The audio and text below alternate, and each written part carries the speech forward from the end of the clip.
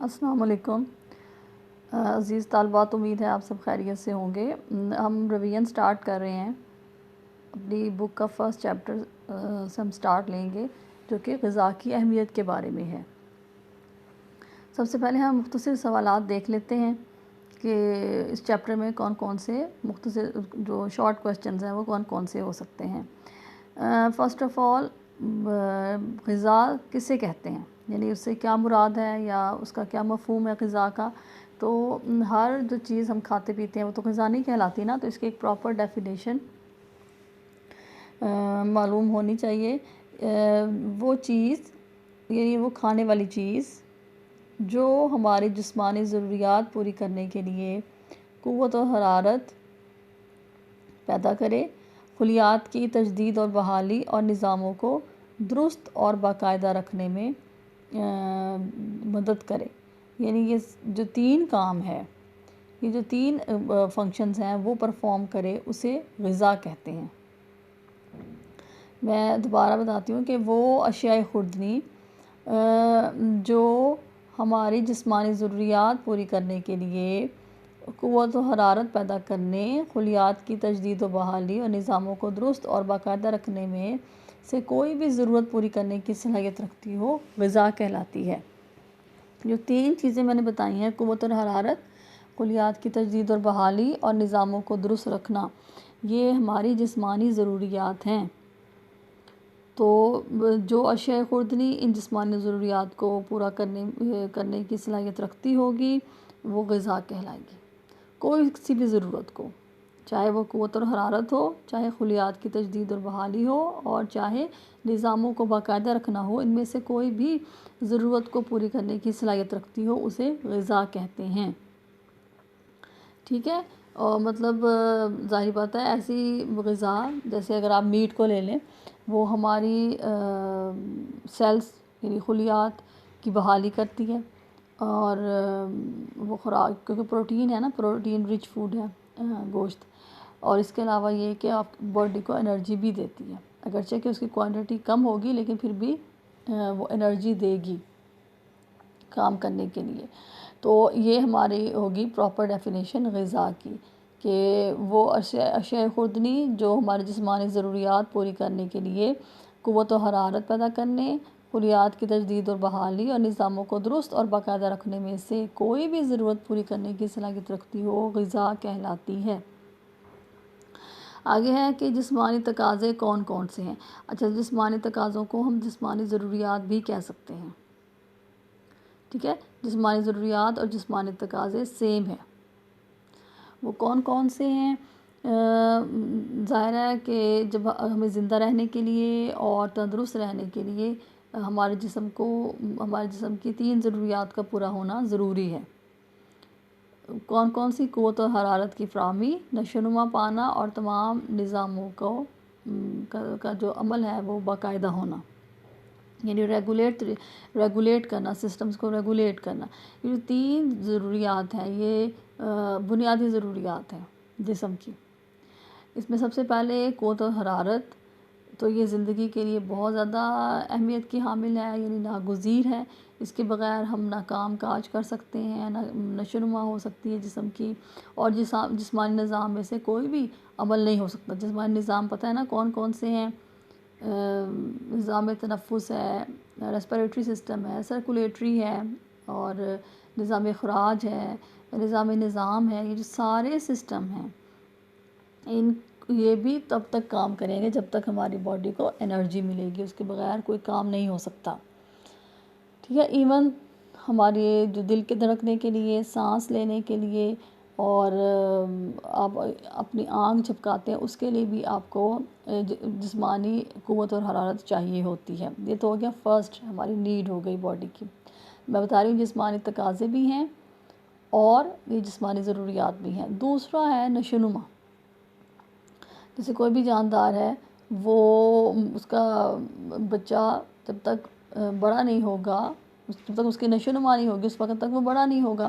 تو نشو و نما کے عمل کے لیے اور جسمانی خلیات کی تعمیر کے لیے اور اس کی بحالی کے لیے، سب کے لیے ہمیں غذا چاہیے، ہمیں خوراک چاہیے۔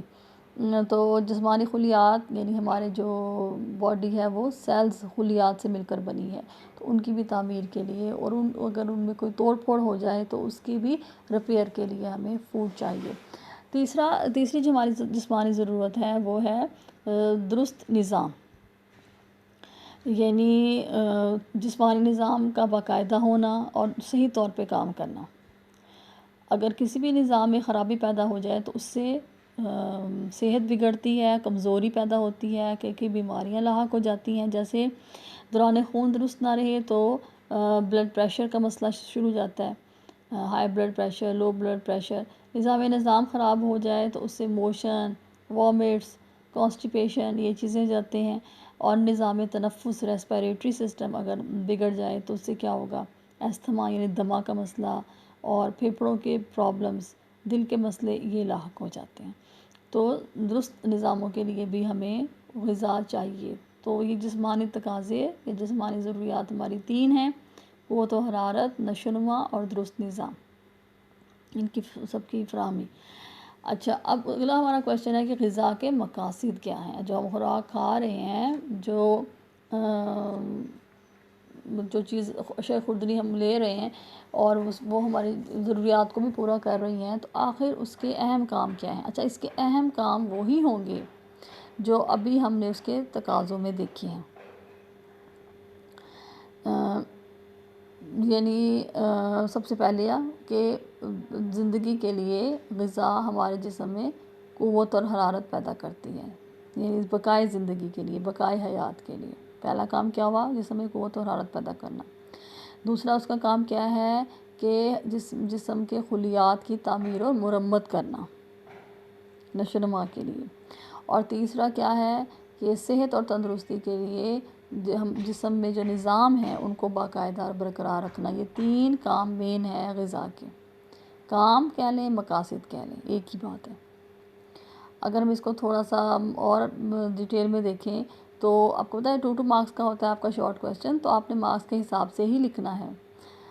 اب اگر اس کے جو کام ہے اس کو ہم تھوڑا سا ڈیٹیل میں دیکھیں تو ہم جسم کو قوت اور حرارت فراہم کرنے کے لیے کرنا کیوں ضروری ہے، جیسے ابھی میں نے بتایا کہ سونے کے لیے، آرام کرنے کے لیے، اب جو ایون بھی ہمیں قوت اور حرارت چاہیے، اور جو ہمارے سسٹم ہیں اور ہمارے ضروری نظام ہیں ان کے لیے، اور دل کی حرکت کرنا، سانس لینا، معدہ یعنی اسٹمک کے کام کے لیے، ان سب کے لیے ہمیں قوت اور حرارت چاہیے۔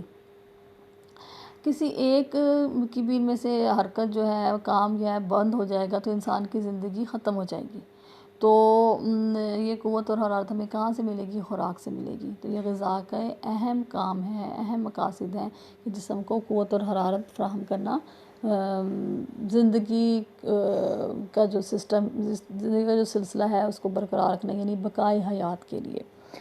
دوسرا کام جسمانی خلیات کی تعمیر اور نشو و نما کرنا، یعنی چونکہ جسم کا ہر حصہ خلیات کا بنا ہوا ہے، تو جسم کے مسلسل کام کرنے کی وجہ سے اور جو اس کی جو ٹوٹ پھوٹ ہوتی رہتی ہے خلیات کی، ان کا جو ہوتے ہیں ناکارہ ہو جاتے ہیں خلیات، ان کی مرمت کرنے کے لیے، ان کی بحالی کے لیے، اور اس کے علاوہ یہ کہ جیسے چھوٹے بچے ہیں انہوں نے بڑھنا ہے، پھلنا پھولنا ہے، ان کی نشو و نما کے لیے اضافی خلیات کی تعمیر کی ضرورت ہوتی ہے کہ وہ اور خلیات بنے۔ یہ سارا جو کام ہے یہ خوراک سر انجام دیتی ہے اور وہ خلیات کی تعمیر اور مرمت کرتی ہے۔ تیسرا کام جسمانی نظاموں کو باقاعدہ رکھنا، کہ جو بھی سسٹم چل رہے ہیں وہ صحیح اپنا کام کر رہے ہوں، جسم میں اللہ نہ کرے کوئی بیماری حملہ کر لیتی ہے تو جسم میں قوت مدافعت پیدا ہو اور بیماریوں سے تحفظ ہو، تو یہ لڑتی ہے، ہمارا جسم لڑتا ہے بیماریوں کے خلاف جب ہم اچھی خوراک کھائیں گے، وہ خوراک کھائیں گے جو ہمارے جسم میں قوت اور مدافعت پیدا کرے گی اور ان نظاموں کو صحیح لے کر چلے گی، ان کا کام صحیح رکھے گی۔ ٹھیک ہے، اگلا ہے ہمارا کہ نقص تغذیہ سے کیا مراد ہے۔ یہ بھی اسی کے اندر سمجھانے کے لیے میں نے اسی کویشچن کو ایڈ کیا۔ تو ادروائز یہ کہ غذا کے بھی اور کام جاری ہیں، غذا کے کچھ نفسیاتی کام ہوتے ہیں، معاشرتی کام ہوتے ہیں، ان کے بارے میں بھی آپ کو لکھنا چاہیے، بڑے امپورٹنٹ ہیں وہ بھی۔ تو پہلے وہ دیکھ لیتے ہیں نفسیاتی کام اور معاشرتی کام غذا کے۔ تو اس میں نفسیات پر غذا کا بہت اچھا گہرا اثر ہوتا ہے۔ اگر ہم خوش ذائقہ خوراک کھائیں گے تو طبیعت میں خوشی پیدا ہوتی ہے، اور اگر ہم بد ذائقہ اور غیر دلکش یعنی جو دیکھنے میں اچھی نہیں ہے غذا ہم وہ کھائیں گے تو طبیعت میں چڑچڑا پن اور غصہ ہوگا، اور ہم کھانا بھی کم کھائیں گے۔ اور اگر اچھی خوش ذائقہ خوراک کھائیں گے تو وہ ہم پیٹ بھر کر کھاتے ہیں، جیسے آپ کی پسندیدہ کوئی چیز ہوتی ہے اور وہ مزے کی بھی بنی ہوئی ہے تو پیٹ بھر کے کھائیں گے۔ اور روزمرہ کی جو کھائی جانے والی غذا ہے اس کی جگہ اگر ہم کوئی نئی قسم کی خوراک کھائیں گے تو اس سے عموماً یہ ہوتا ہے کہ طبیعت میں تسکین پیدا نہیں ہوتی۔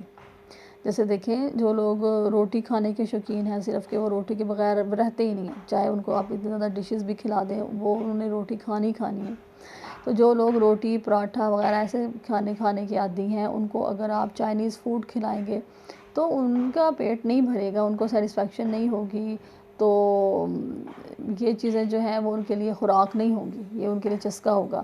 خوراک ان کے لیے وہی ہوگی جو ٹریڈیشنل فوڈ ہے جس کے وہ کھانے کے عادی ہیں۔ جیسے گاؤں کے لوگ ہیں وہ جب تک اپنے انہی روایتی کھانوں کو نہیں کھاتے، چاہے آپ نئی نئی ڈشز بنا لیں، ان میں نئے نئے انگریڈینٹس کو ایڈ کر لیں، ملائی اس میں وہ ڈال لیں، کریم ڈال لیں، کھانوں میں اس طرح کی چیزیں ڈالیں، انہیں یہ کھانے بے ذائقہ لگیں گے، وہ اپنے انہی روایتی کھانوں کو اسی ٹیسٹ کو جو ہے وہ پسند کرتے ہیں۔ تو یہ ایک نفسیاتی اثر ہے خوراک کا۔ دوسرا معاشرتی کام کیا ہے خوراک کا، کہ آپس میں میل جول کے لیے، دوستی تعلقات کے لیے ہم خوراک کا سہارا لیتے ہیں، اس سے یہ تعلقات اچھے ہوتے ہیں، بڑھتے ہیں۔ اور جیسے کوئی بھی تہوار ہو جائے، عید کا موقع ہے تو اس میں ایک دوسرے کے گھروں میں کھانے بھیجے جاتے ہیں، دوسروں کی دعوتیں کی جاتی ہیں، اور اس سے کیا ہوگا کہ عزت افزائی کا احساس پیدا ہوتا ہے، خاطر مدارت کی جاتی ہے، محبت پیدا ہوتی ہے اس سے۔ تو یہ معاشرتی ایک اس کا رول ہے خوراک کا، اور اس کو ہم جو ہے اس سے ہم انکار نہیں کر سکتے۔ اچھا، اب آتے ہیں نقص تغذیہ کی طرف۔ تو نقص تغذیہ جس کو ہم میل نیوٹریشن کہتے ہیں، اس کی 2 ڈیفینیشنز اویلیبل ہیں آپ کی بک میں۔ تو جو اس کی پراپر ڈیفینیشن ہے آپ کوشش کریں کہ اسی کو کریں، اور لفظ استعمال کیا گیا ہے، میں نے پہلے بھی آپ کی کریکشن کروائی، غذائی تغذیہ۔ غذائی تغذیہ نہیں ہوگا، اس کو آپ نقص تغذیہ کہیں گے۔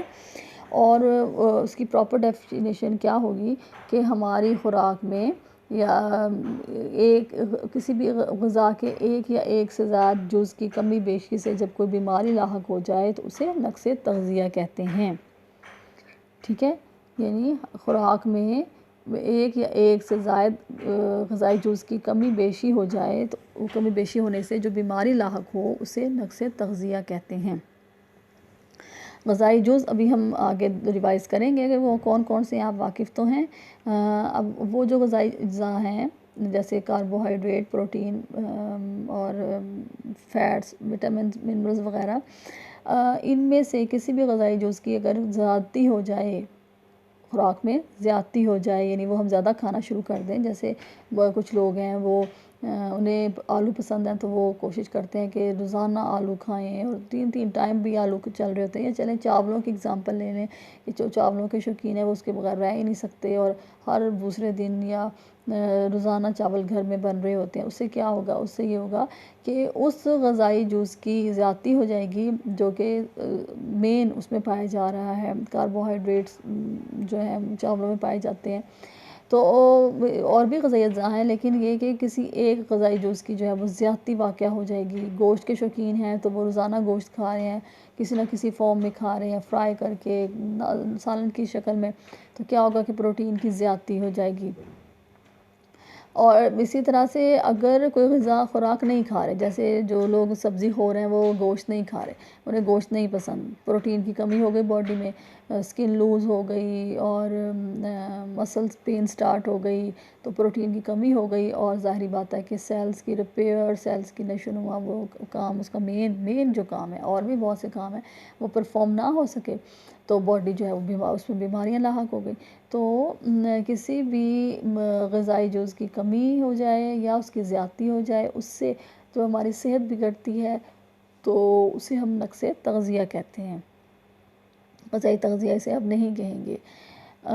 اگر خوراک مقدار میں کم ہوگی تو اچھا، اب اس میں آپ سمپل آپ اگزامپل لکھیے گا کہ جیسے اگر آپ کاربوہائیڈریٹ زیادہ لے رہے ہیں تو وزن بڑھ جائے گا، اوبیسٹی ہو جائے گی، موٹاپا۔ اور اگر آپ کم لے رہے ہیں کیونکہ غذا جیسے پروٹین کی کمی ہو رہی ہے، بچے پروٹین کم لے رہے ہیں، بچوں کے لیے بہت زیادہ ضروری ہے پروٹین کی ریشو، بڑوں کے لیے بھی ضروری ہے نو ڈاؤٹ، لیکن بچوں کو مقدار زیادہ چاہیے ہوتی ہے۔ تو پروٹین کی اگر کمی ہو رہی ہے، وہ پروٹین نہیں لے رہے، تو کیا ہوگا کہ کوائشرکور کی بیماری لاحق ہو جائے گی۔ پڑھا ہوا ہے نا آپ نے کوائشرکور میرسمس، تو کوائشرکور کی بیماری لاحق ہو جائے گی۔ تو یہ زیادتی سے کیا ہوا، موٹاپا ہو گیا، اور ایک غذائی جز کی کمی جو ہے اس سے کیا ہو گیا کہ بیماری لاحق ہو گئی۔ موٹاپا بھی بیماری ہے، بہت سے بیماریوں کی جڑ ہے، اور اس طرح سے کوائشرکور ہوگی تو اس سے کیا ہوگا، بچے کی گروتھ وغیرہ نہیں ہوگی، اور آہستہ آہستہ کیا ہوگا، بچہ جو ہے وہ صحت اس کی بگڑنے لگ جائے گی۔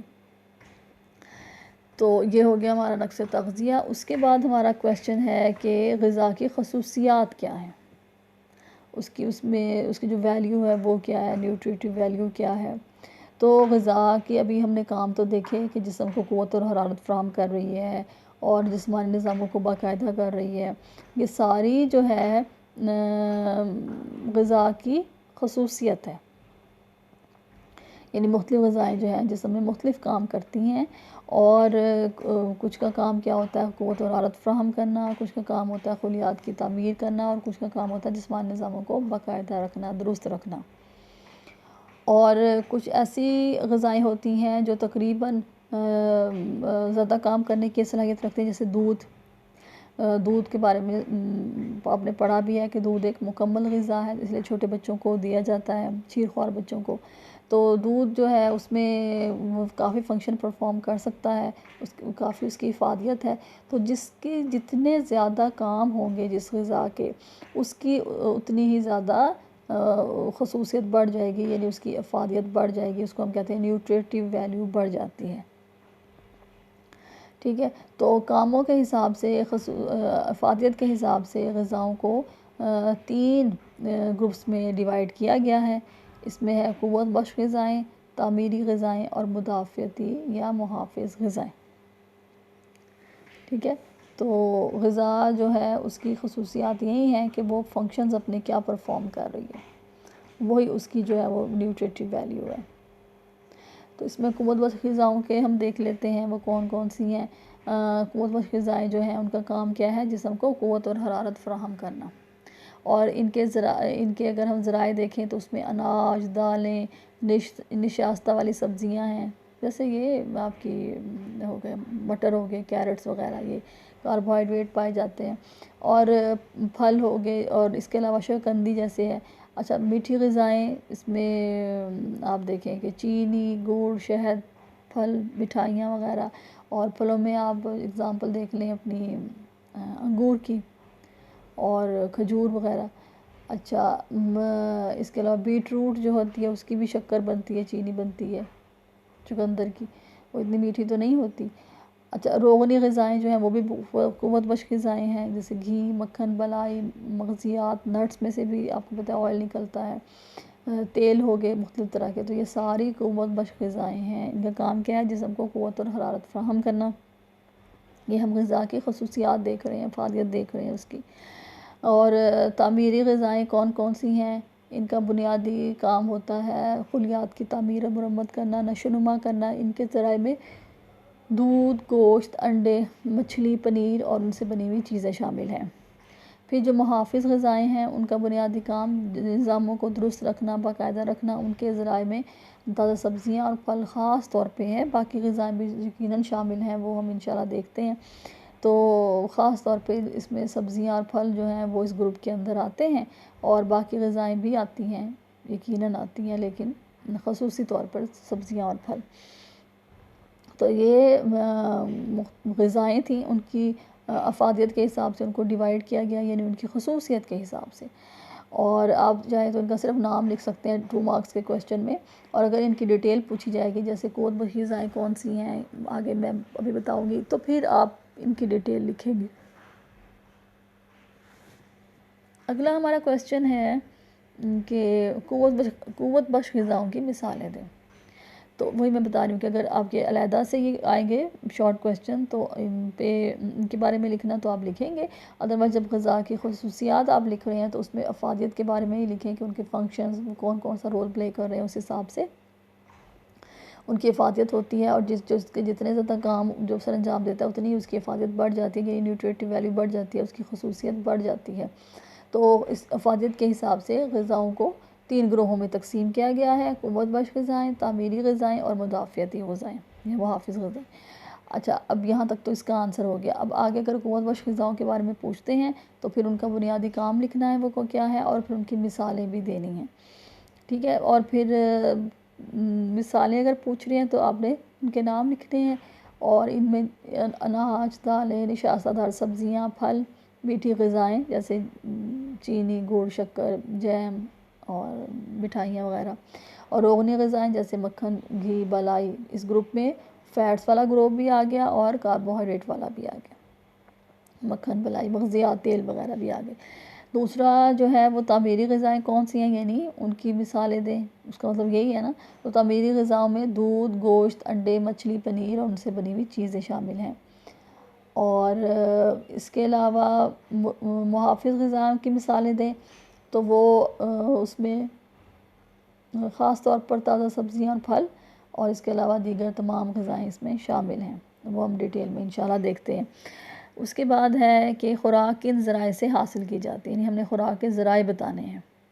تو خوراک 2 ذرائع سے حاصل ہوتی ہے، حیواناتی اور نباتاتی ذرائع سے. حیواناتی ذرائع میں وہ غذائیں شامل ہیں جو ہمیں جانوروں اور پرندوں سے حاصل ہوتی ہیں، جیسے دودھ، گوشت، انڈے، مچھلی، اور اس کے علاوہ بالائی بھی ہے، چربی، دیسی گھی وغیرہ، مکھن، وہ ہم آپ کو پتہ ہے کہ فیٹ سے حاصل کر رہے ہوتے ہیں. اچھا، یہ اینیمل سے لے رہے ہوتے ہیں، جیسے دودھ لے رہے ہیں تو دودھ سے ہی ہمیں بالائی بھی مل رہی ہے، دودھ سے ہمیں دہی بھی مل رہا ہے، دیسی گھی بھی، مکھن بھی مل رہا ہے. چربی ہمیں ان کے فیٹ سے مل رہی ہے، جانوروں کے، جب انہیں ان کا گوشت لیتے ہیں تو اس سے ہمیں چربی بھی مل جاتی ہے.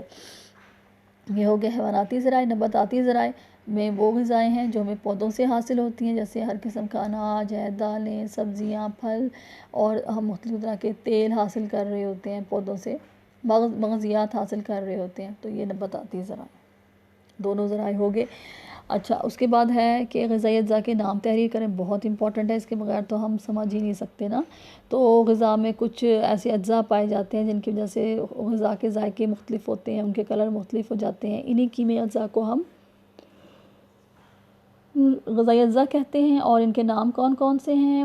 پروٹین، کاربوہائیڈریٹ،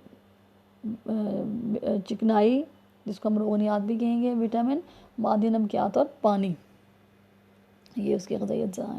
ان کے نام ہے، یہ آپ نے اچھے طریقے سے اس کو یاد کرنا ہے. اچھا، غذائی اجزاء کے بنیادی کام کون کون سے ہیں؟ تو ہم اس میں غذائی اجزاء کے نام لکھیں گے، اور لکھنے کے بعد پھر ہم اس کے کام لکھیں گے. جیسے پروٹین ہے تو پروٹین کا بنیادی کام کیا ہے؟ خلیات کی تعمیر، نشو و نما، مرمت کرنا. اور ان کے ذرائع بھی ساتھ میں اگر ہم لکھیں تو وہ کیا ہے کہ گائے، بکری اور بکرے کا، مرغی، مچھلی وغیرہ کا گوشت ہو گیا، اور دودھ ہو گیا. اس کے علاوہ انڈے، پنیر، یہ اس کے ذرائع ہیں. کاربوہائیڈریٹ کے بنیادی کام کیا ہیں؟ جسم کو قوت اور حرارت فراہم کرنا. اور اس کے ذرائع کون کون سے ہیں؟ تمام اناج، دالیں، ان سے بنی ہوئی چیزیں جیسے سوجی، میدا وغیرہ ہے، چینی ہے، نشاستہ والی سبزیاں ہیں، پھل ہیں، جیسے آلو، شیرکندی وغیرہ، یہ اس کی اگزامپلز ہیں. تو غذائی جو اجزاء ہیں ان کے بنیادی کام جب ہمیں لکھنے ہیں تو ہم صرف کام لکھیں گے. پروٹین کا کام، کاربوہائیڈریٹ کا کام، روغنیات کا کام. اور اگر ذرائع پوچھتے ہیں تو پھر ہم ان کے ذرائع لکھیں گے. تو میں دونوں ہی آپ کو بتا رہی ہوں.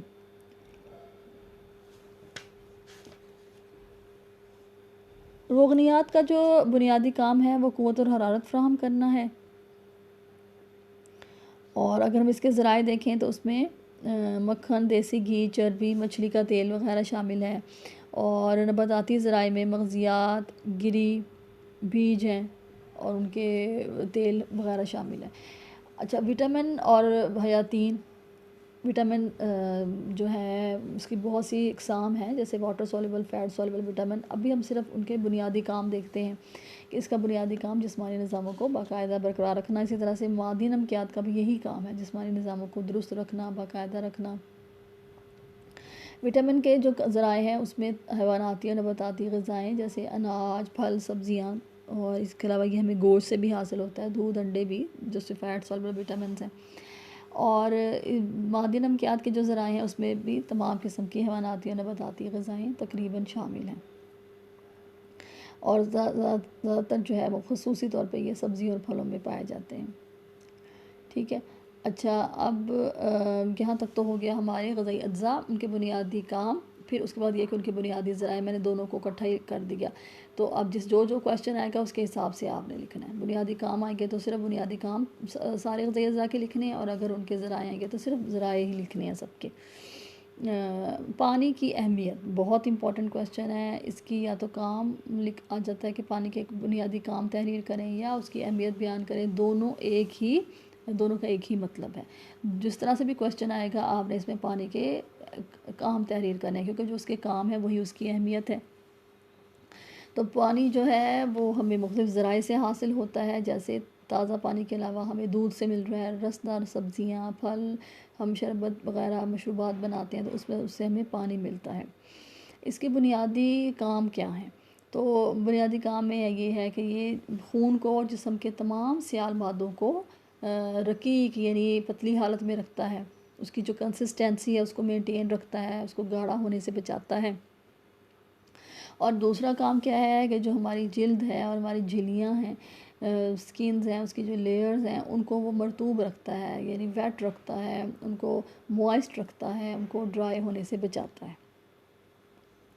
ٹھیک ہے. اچھا، پھر تیسرا کام کیا ہے کہ جسم میں جو بھی کام ہو رہے ہیں پانی ان میں سے بہت سو میں اپنا رول پلے کرتا ہے، جیسے نظام انجذاب.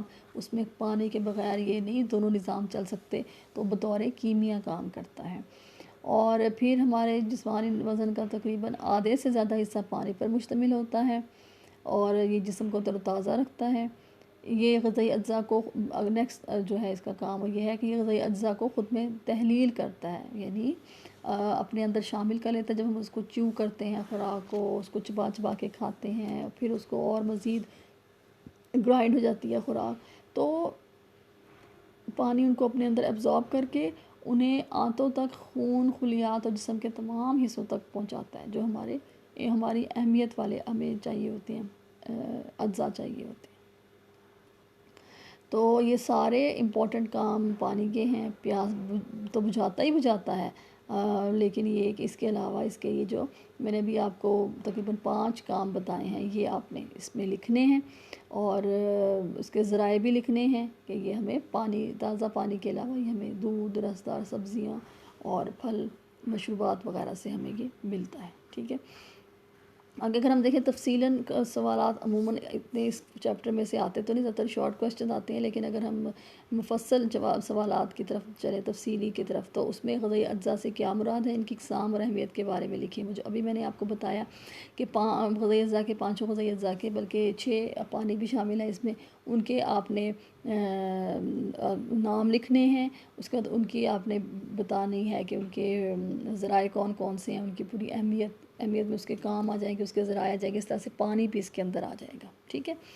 دوسرا ہے غذا سے کیا مراد ہے، اس کی ہماری زندگی میں کیا اہمیت ہے. تو غذا کی ڈیفینیشن میں نے بتائی ابھی کہ جو اشیاء خوردنی ہماری جسمانی ضروریات کو پورا کرنے کی صلاحیت رکھتی ہیں، اور وہ جو 3 ہماری ضروریات ہیں ان میں سے کسی ایک کو پورا کرنے کی صلاحیت رکھتی ہیں، ان کے آپ نام لکھیں گے ضروریات کے، تو کیا ہوگا کہ وہ غذا کہلائے گی.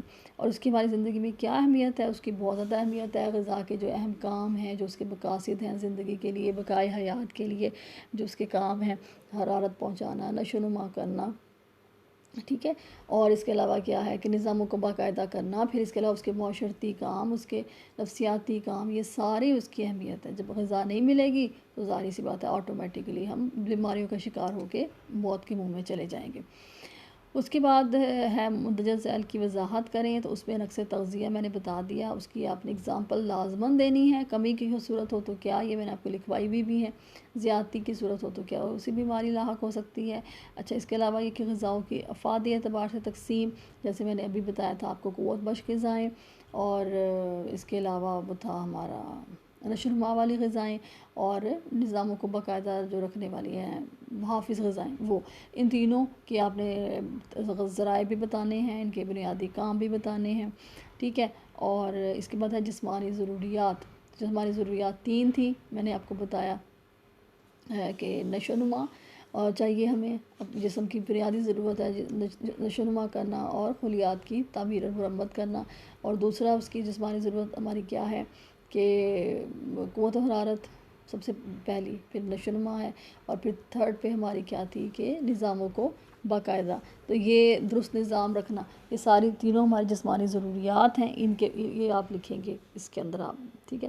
تو اس طرح سے اب کوشش کی ہے میں نے چیپٹر کو کور کرنے کی، آپ ان کو اچھی طرح سے لرن کیجیے، اس میں اسمارٹ سلیبس میں آپ کا یہ پورا چیپٹر انکلوڈڈ ہے۔ تو انشاءاللہ اگلے لیکچر میں آپ کو نیکسٹ چیپٹر کرواؤں گی۔ السلام علیکم۔